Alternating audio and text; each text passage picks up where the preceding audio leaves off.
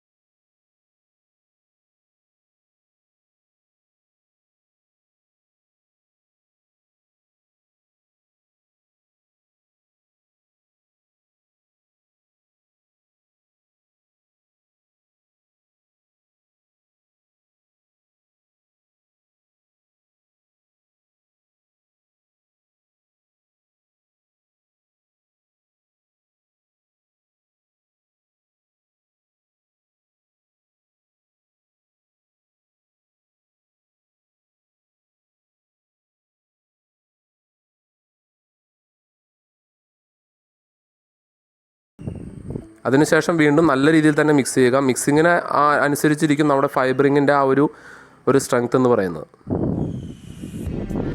ഇതിന് ശേഷം ഇതിലേക്ക് പിന്നീട് ആഡ് ചെയ്യുന്ന കാറ്റലിസ്റ്റാണ്.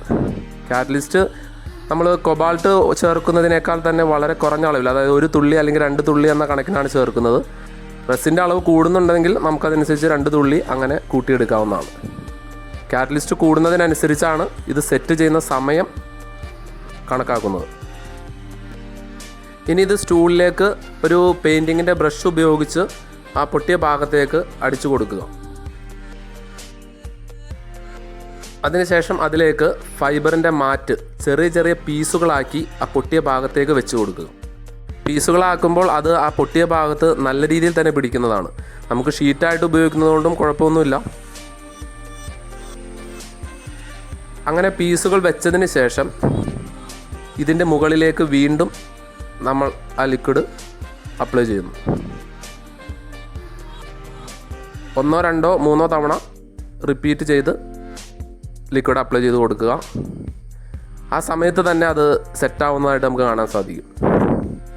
അങ്ങനെ സെറ്റായി കഴിഞ്ഞാൽ അതിൻ്റെ മുകളിൽ വീണ്ടും അപ്ലൈ ചെയ്ത് കൊടുക്കുകയാണെന്നുണ്ടെങ്കിൽ അതിൻ്റെ കട്ടി, അതായത് ഫൈബറിങ്ങിൻ്റെ കട്ടി വളരെ കൂടുതലായിട്ട് കിട്ടും. അപ്പോൾ നമുക്ക് മെറ്റീരിയലിൻ്റെ ലാസ്റ്റിങ് വളരെ കൂടുതലായിരിക്കും.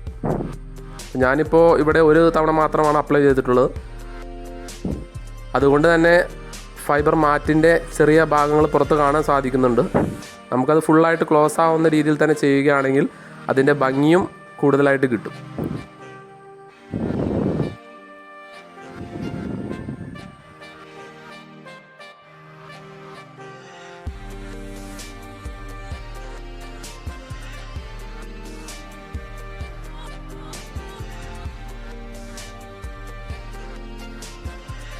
അപ്പോൾ അതാ നമ്മുടെ ഫൈബറിങ് കംപ്ലീറ്റ് ആയിരിക്കുകയാണ്. നിങ്ങൾക്ക് 1 മിനിറ്റിൽ താഴെ, വെറും 1 മിനിറ്റിൽ താഴെ തന്നെ അത് സെറ്റായിട്ടുണ്ട്, കംപ്ലീറ്റ് ആയിട്ട് സെറ്റായിട്ടുണ്ട്.